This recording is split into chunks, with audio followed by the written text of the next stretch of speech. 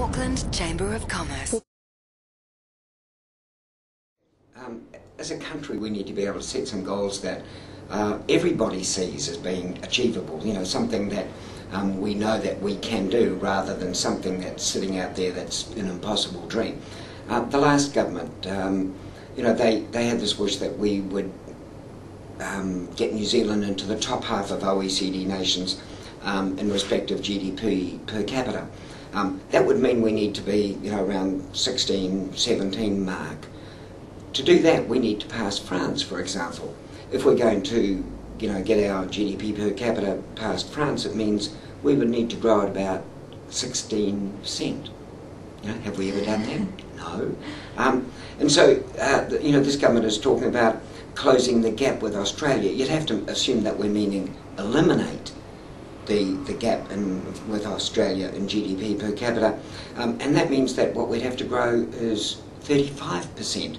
Again, when I have a look, you know, we're growing at rates around 1 and 2%, and here we are with supposed targets of 16 and 35%. You know, not realistic, not achievable. It's no wonder that the average New Zealander and businesses generally look at those sorts of targets and go, ho hum, what can we do? Some of the things that we need to do is to look at, you know, what we do want to achieve. For example, if we want to see some better growth, how can we reward firms that are, say, turning over $1 million now and grow to $2 million? What are the things that we can do to help that happen? What's the, you know, the incentives that we could perhaps put in place in respect of training and improving productivity? What are the things we could do, for example, that when we look at exports, that we could turn around and say, you know, if you've got an export company and it's turning over $2 million, if you've got to $4 million, what could the government do for you? What are the incentives? What's the help? What are the things that we're going to do?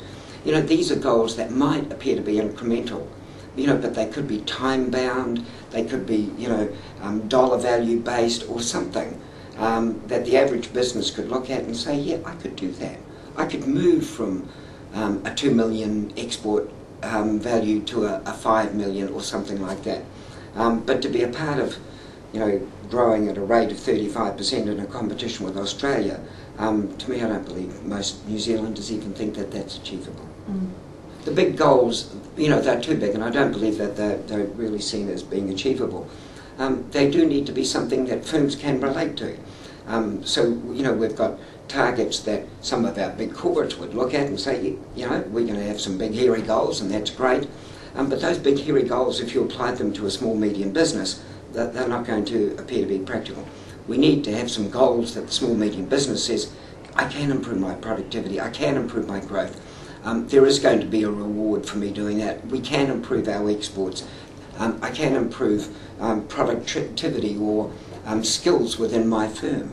These are all things that the consequences of which are going to see New Zealand as a much stronger economy. That's what we're after.